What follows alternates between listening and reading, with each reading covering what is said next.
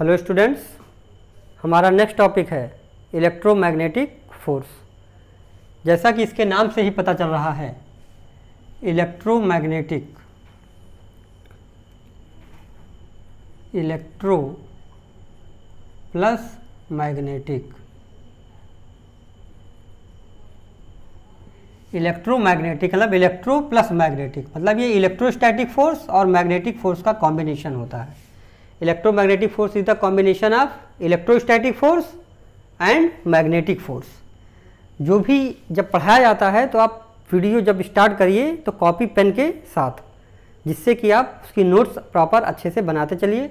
जो लिखते हैं उसको तो आप लिखेंगे ही, जो बोलते हैं कुछ चीज़ उसको भी आपको नोट कर लेना चाहिए, जिससे आपकी नोट्स एक बहुत ही बढ़िया नोट्स बने और आपको सारे टॉपिक्स क्लियर हो।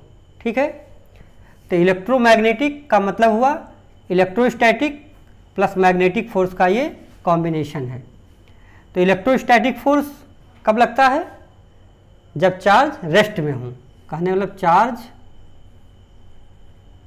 At rest. अगर चार्ज एट रेस्ट है तो इलेक्ट्रोस्टैटिक फोर्स लगेगा, और अगर चार्ज इन मोशन में है तब मैग्नेटिक फोर्स लगता है। तो चार्ज एट रेस्ट का मतलब है कि हम दो चार्ज के बीच की बात करते हैं। जैसे यहाँ पर इलेक्ट्रोस्टैटिक फोर्स है तो एक चार्ज अगर सपोज करिए Q1 है और दूसरा चार्ज हमारा Q2 है। ठीक है, तो दो चार्ज के बीच की हम बात करते हैं। अगर सपोज करिए इसके बीच की डिस्टेंस r है तो ये दोनों चार्ज एक दूसरे पर फोर्स लगाते हैं। हम पढ़ चुके हैं पिछली कक्षाओं में, अगर दोनों पॉजिटिव चार्ज हैं तो क्या करते हैं, रिपल्सिव फोर्स लगाता है। निगेटिव चार्ज है दोनों तब भी रिपल्सिव फोर्स लगाता है, और अगर एक पॉजिटिव और एक निगेटिव है तो अट्रैक्टिव फोर्स लगाता है। कहने का मतलब like charges repel each other and unlike charges attract each other. ठीक है, तो यहाँ पर जैसे लाइक चार्ज है तो ये एक दूसरे को रिपेल करेगा, Q1 Q2 को रिपेल करेगा। कहने मतलब ये इधर फोर्स लगाएगा F, और ये इसको इधर फोर्स लगाएगा तभी तो ये रिपेल करेगा। ठीक है, और ये दोनों फोर्सेस इक्वल और अपोजिट होते हैं। ठीक है, तो electromagnetic force means the combination of electrostatic force and magnetic force. Electrostatic force कब होता है? जब चार्ज एट रेस्ट है। एक्चुअल में इन दो चार्ज में से कोई भी एक चार्ज अगर रेस्ट में होगा तो इलेक्ट्रोस्टैटिक फोर्स लगता है। इसको हम लोग क्लास 12th में बहुत अच्छी तरह से समझेंगे कि क्यों ऐसा होता है, वहाँ पर उसका कारण भी आपको पता चलेगा। अभी आप इतना ही जानिए, दो चार्ज में से कोई भी अगर एक चार्ज रेस्ट में है तो इलेक्ट्रोस्टैटिक फोर्स लगता है। चार्ज इन मोशन, जब चार्ज कोई मोशन करता है तो अपने चारों तरफ मैग्नेटिक फील्ड बनाता है, और उस मैग्नेटिक फील्ड में अगर कोई दूसरा चार्ज मूव करता है तो उस पर वह मैग्नेटिक फील्ड फोर्स लगाती है। मतलब कि मैग्नेटिक फील्ड मूविंग चार्ज पर फोर्स लगाता है, मैग्नेटिक फील्ड स्टैटिक चार्ज पर फोर्स नहीं लगाता है। वह कितना फोर्स लगाता है? F = QVB sin theta. ये भी हम लोग क्लास 12th में पढ़ेंगे।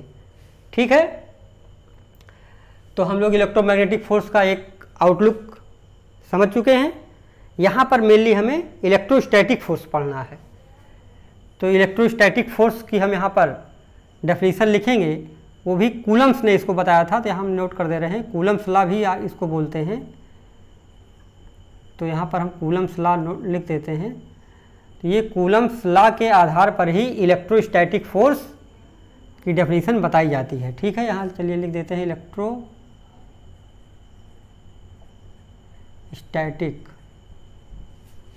फोर्स, और ये कौन सा फोर्स था? मैग्नेटिक। तो यहाँ पर हम लोग मेनली इलेक्ट्रोस्टैटिक फोर्स के बारे में पढ़ेंगे, मैग्नेटिक फोर्स के बारे में हमको इतना नहीं पढ़ना है।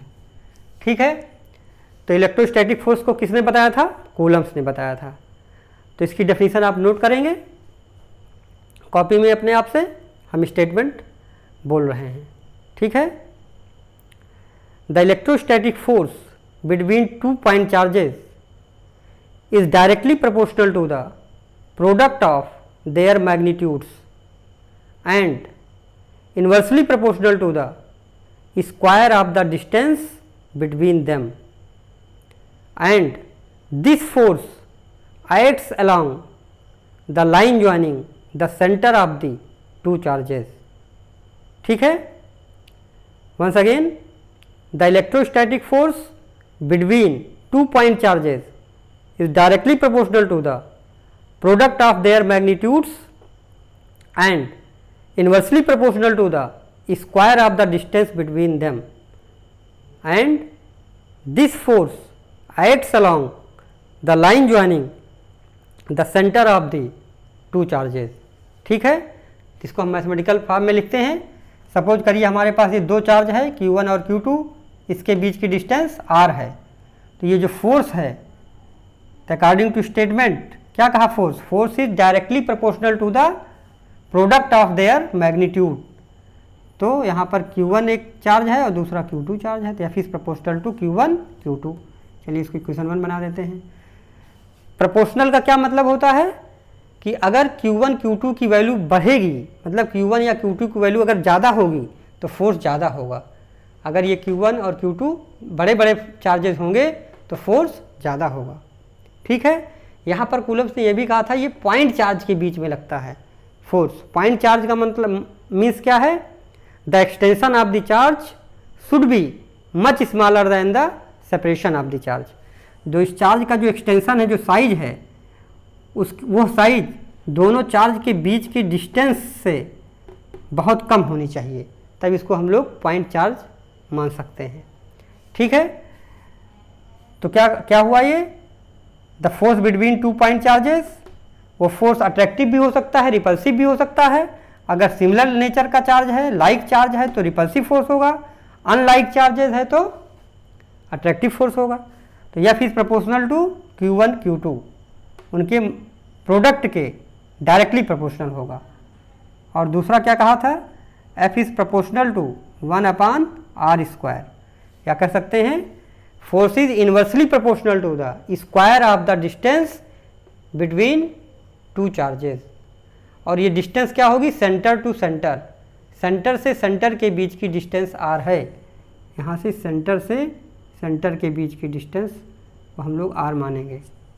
ठीक है, अगर इन दोनों इक्वेशन को हम कंबाइन कर दें तो क्या होगा, F is proportional to Q1 Q2/r².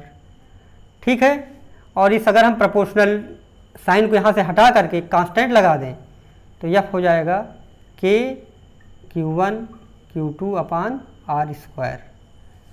ठीक है, तो हमारा यही कूलम्स लॉ है. तो आपको एग्जाम में अगर आता है तो आपको बस इतना ही करना है.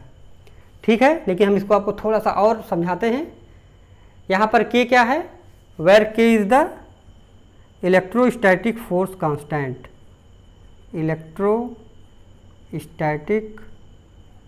फोर्स कांस्टेंट, या इसी को कूलम्स कांस्टेंट भी कहा जाता है.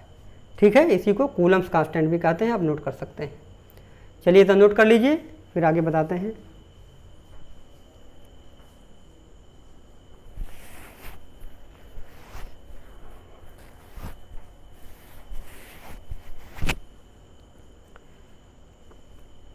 ठीक है, चलिए आगे चलते हैं. इधर मिटा दे रहे हैं.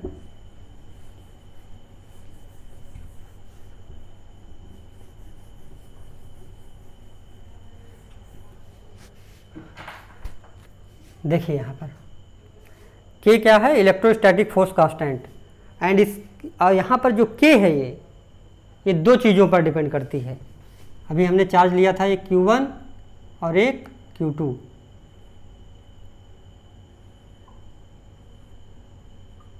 ठीक है, और इनके बीच फोर्स हमने यहाँ F लिखा था, रिपल्सिव फोर्स है, और इनके बीच की डिस्टेंस r है. K क्या है इसको भी आप नोट कर लेंगे, इसको हम यहाँ लिखेंगे नहीं. The value of K depends on two factors. Number 1, the medium between the two charges. Okay. Number 2, the system of unit chosen. Once again, the value of K depends on the two factors. Number one, the medium between the two charges. Number two, the system of units chosen. दो चीज़ों पर depend करती है। अभी हम लोग इसके पहले इधर हम मिटा देते हैं। इसके पहले हम लोगों ने ग्रेविटेशनल फोर्स पढ़ा था, तो वहाँ पर ग्रेविटेशनल फोर्स का जो फार्मूला बना था F = G m1m2/r², ये फार्मूला था। यहाँ पर देखिए फार्मूला क्या बना था अभी F = K/Q1/Q2/r²। यहाँ पर जो G था ये यूनिवर्सल ग्रेविटेशनल कांस्टेंट था, ठीक है। यहाँ पर जो K है वो है इलेक्ट्रोस्टैटिक फोर्स कांस्टेंट। इसमें अभी हम लोग क्या सिमिलरिटी है क्या डिससिमिलरिटी है थोड़ा सा पढ़ेंगे। तो K क्या है यहाँ पर? Electrostatic force constant. G क्या था? G मीडियम पर डिपेंड नहीं करता था, किन्हीं दो मास हैं उनके बीच के मीडियम पर G की वैल्यू डिपेंड नहीं करती है, इसलिए ग्रेविटेशनल फोर्स दो मास के बीच के मीडियम पर नहीं डिपेंड करता है। लेकिन यहाँ पर जो चार्ज के बीच का जो मीडियम है उस पर K डिपेंड करता है। कहने का मतलब जो आपका इलेक्ट्रोस्टैटिक फोर्स है वो इसके बीच के मीडियम पर डिपेंड करता है। सपोज करिए अगर मीडियम हमारा वैक्यूम या एयर है, उस समय फॉर क्या कहते थे, चलिए फॉर ऐसे चलिए लिख लीजिए, when medium between two charges, अगर दो चार्ज के बीच का मीडियम अगर फ्री स्पेस है, फ्री स्पेस का मतलब है एयर ऑब्लिक वैक्यूम, ठीक है। इस केस में जो K की वैल्यू आती है, और क्योंकि दो चीज़ों के बीच में डिपेंड करता है, एक तो मीडियम, तो हमने मीडियम क्या मान लिया? एयर या फ्री स्पेस। चलिए इसके बीच में हमने मान लिया वैक्यूम है, ठीक है। और दूसरी चीज़ सिस्टम ऑफ यूनिट्स हमने क्या मान लिया? SI system.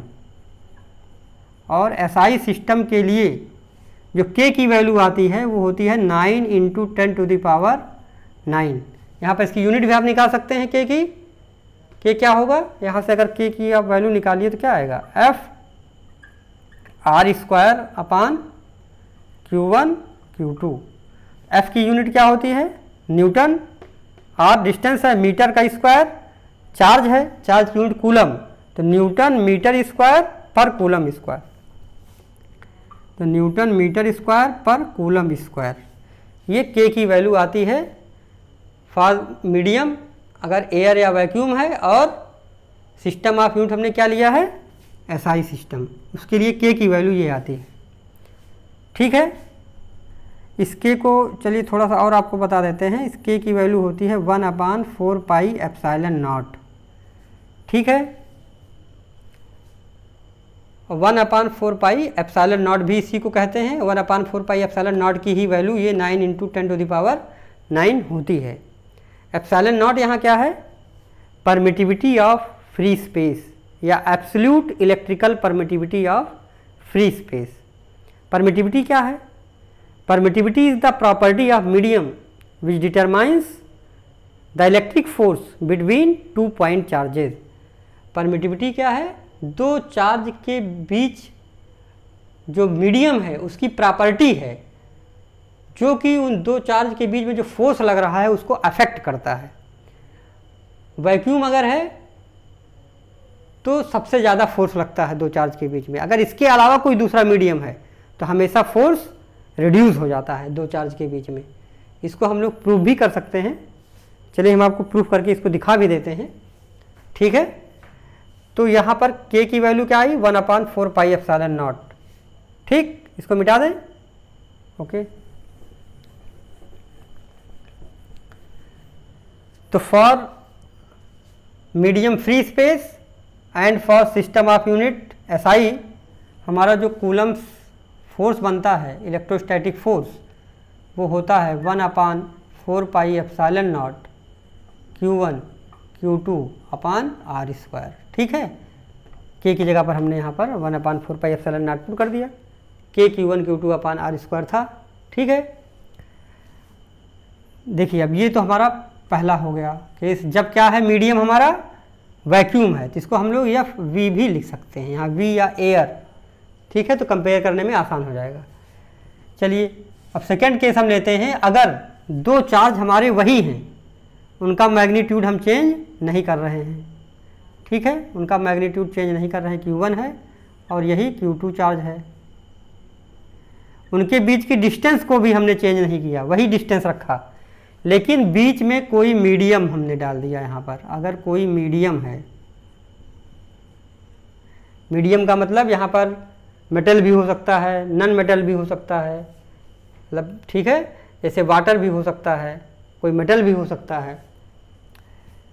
तो यहाँ पर अगर कोई मीडियम डाल देंगे तो जो ये फोर्स है ये हमेशा जो पहले फोर्स था हमारा ये इससे कम हो जाएगा। ऐसा क्यों होता है अभी हमको समझ में आएगा।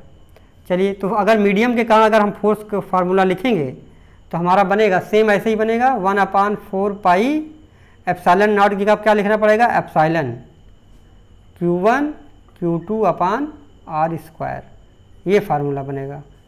यहाँ पर क्या था, ये epsilon not absolute electrical permittivity of free space.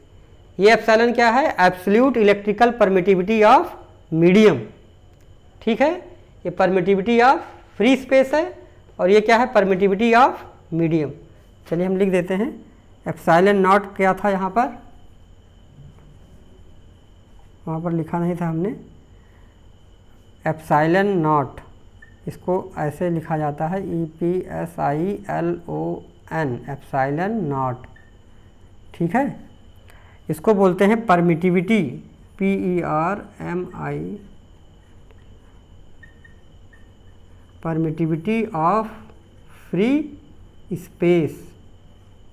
ठीक है, और इसी तरह से जो हमारा एप्सिलॉन है, ठीक है, इस एप्सिलॉन को हम लोग बोलते हैं परमिटिविटी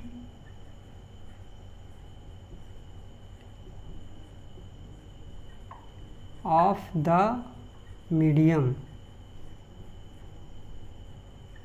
ठीक है, और परमिटिविटी हमने क्या बताया था, permittivity is the property of the medium which determines the electric force between 2 point charges. ठीक है, अगर इन दो इक्वेशन को, अगर इसको हमने यहाँ पर क्या लिया था, मीडियम, तो यहाँ FM लिख देते हैं। इन दोनों को अगर डिवाइड करें 1/2, तो हम पूरा डिवाइड कर रहे हैं, आप इसको अपनी कॉपी में करके निकालिएगा। तो FV अपान FM करेंगे तो यहाँ पर आएगा एप्सिलॉन अपान एप्सिलॉन नॉट। ठीक है, ये देखिए ये सारी चीज़ें कट जाएंगी, 1/4 पाई 1/4 पाई, ये Q1 Q2 अपान R स्क्वायर, ये पूरा कट जाएगा। Q1 Q2 अपान R स्क्वायर से ये ऊपर चला जाएगा, तो एप्सिलॉन अपान एप्सिलॉन नॉट, इसी को बोलते हैं एप्सिलॉन R। एप्सिलॉन R का मतलब है relative permittivity of the medium. इसको हम लिख नहीं रहे हैं, आप नोट कर लीजिएगा, एप्सिलॉन R क्या है, relative permittivity of the medium. और यहाँ पर K क्या है, इसी को K बोलते हैं, यहाँ पर कैपिटल K लिख रहे हैं। K का जो नाम है वो है डाई इलेक्ट्रिक कांस्टेंट, यहाँ लिख देते हैं। चलिए, K क्या है, डाई इलेक्ट्रिक कांस्टेंट। ठीक है, एप्सिलॉन R क्या है, रिलेटिव परमिटिविटी, रिलेटिव परमिटिविटी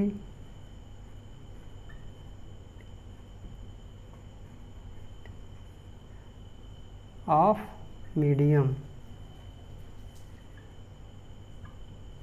ठीक है, अब यहाँ से आपको कंक्लूजन मिलेगा।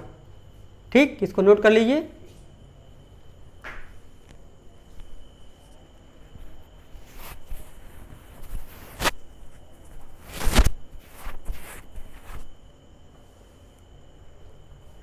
चलिए इसको देखते हैं।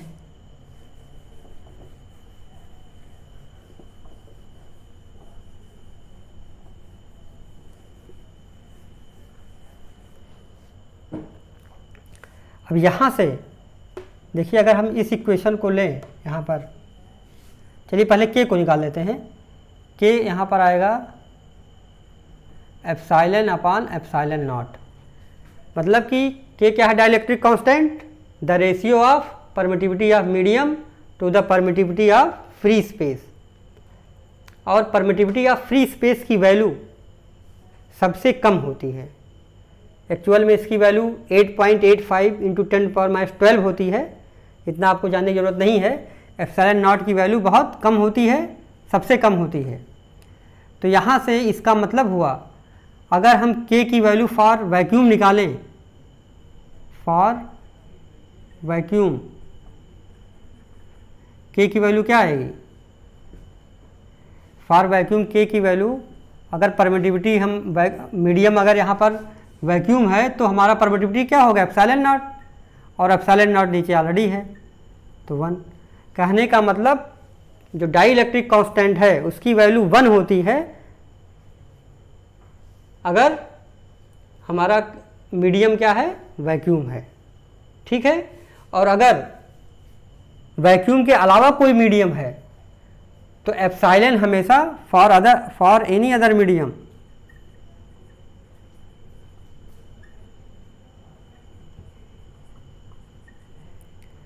एप्सिलॉन क्या होता है, greater than epsilon not. Permittivity of the medium permittivity of free space से ज़्यादा होती है। तो उस केस में अगर देखिए यहाँ से के की वैल्यू अगर हम निकालेंगे तो K equal to epsilon upon epsilon naught, और एप्सिलॉन की वैल्यू एप्सिलॉन नॉट से ज़्यादा है, इसका मतलब हमें के की वैल्यू हमेशा 1 से ज़्यादा मिलेगी। तो for any other medium dielectric constant की वैल्यू 1 से ज़्यादा होगी, ठीक है। चलिए इसको नोट कर लीजिए, इधर मिटाते हैं। इस इक्वेशन से देखिए अभी एक कंक्लूजन मिलने वाला है।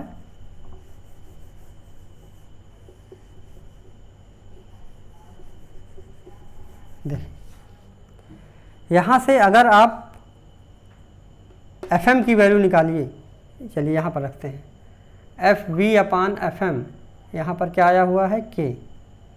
तो यहाँ से अगर हम एफ मीडियम की वैल्यू निकालें तो क्या आएगी, एफ मीडियम की वैल्यू एफ वी अपान के। देखिए, और फॉर एनी मीडियम के की वैल्यू 1 से ज़्यादा है। अगर के की वैल्यू 1 से ज़्यादा होगी, अगर इसका मतलब अगर दो चार्ज के बीच में कोई मीडियम रख देंगे तो मीडियम रखने से फोर्स जो वैक्यूम में है उसका के टाइम्स फोर्स कम हो जाएगा। यही हम आपसे कब बता रहे थे। चार्ज में क्या है, अगर कोई मीडियम बीच में रख देंगे दो चार्ज के बीच में तो फोर्स हमेशा रिड्यूस हो जाता है, कितना, के टाइम्स, ठीक है। और फॉर मेटल के लिए जो है, फॉर मेटल के की वैल्यू होती है इन्फिनिटी। जैसे अगर इन्हीं दो चार्ज के बीच में अगर हम कोई मेटल डाल दें, ब्रास है जैसे, कोई भी मेटल डाल दें, तो आपका जो फोर्स है एफ वी अपान के इन्फिनिटी हो जाएगा, तो फोर्स आपका 0 हो जाएगा। तो मेटल के लिए अगर आप दो चार्ज के बीच में मेटल डाल देंगे तो दोनों चार्ज के बीच जो फोर्स होगा वो 0 हो जाएगा, मतलब कोई फोर्स नहीं लगेगा, ठीक है। इसको नोट कर लीजिए। अब इसके बाद हम लोग कुछ प्रॉपर्टी पढ़ लेते हैं इलेक्ट्रोमैग्नेटिक फोर्स की। जल्दी नोट करिए।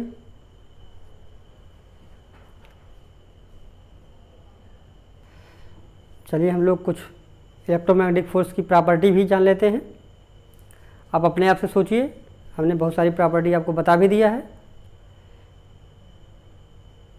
जैसे अभी बताया हमने, कूलम्ब्स लॉ जो फोर्स है वो दो चार्ज के बीच में लगता है, और चार्ज पॉजिटिव और नेगेटिव हो सकता है, सिमिलर चार्ज हो सकता है या नॉन सिमिलर हो सकता है, लाइक चार्जेज हो सकते हैं या अनलाइक हो सकते हैं। तो like charges repel each other and unlike charges attract each other. इसका मतलब जो हमारा इलेक्ट्रोमैग्नेटिक फोर्स है वो attractive as well as repulsive दोनों नेचर का हो सकता है, ठीक है। दूसरा क्या है, ये 10⁻36 times stronger than the gravitational force होता है। Next it is central force है। सेंट्रल फोर्स का मतलब it acts along the line joining the centre between the two charges. आपका ग्रेविटेशनल फोर्स भी सेंट्रल फोर्स था। ये कंजर्वेटिव फोर्स भी होता है, it is also conservative force. Conservative force means the work done by the force और against the force is independent of the path followed. Gravitational force में इसको हम लोगों ने बहुत अच्छी तरह से समझा था, ठीक है। और इसमें जो एक्सचेंज पार्टिकल होता है रिस्पॉन्सिबल इस फोर्स के लिए, उसका नाम है फोटॉन। ओके, और कोई प्रॉपर्टी रह गई? It obeys inverse square law. Inverse square law का मतलब है F is proportional to 1/r², inversely proportional to the square of the distance between the 2 point charges. तो इस तरह से हम लोगों ने इलेक्ट्रोमैग्नेटिक फोर्स के बारे में काफ़ी अच्छी तरह से समझा है। इस वीडियो को अच्छी तरह से पढ़िए, और कोई भी अगर आपको प्रॉब्लम है तो आप उसको बार बार वीडियो देखिए, तो आपको ये पूरा अच्छे से समझ में आ जाएगा। Okay, thank you.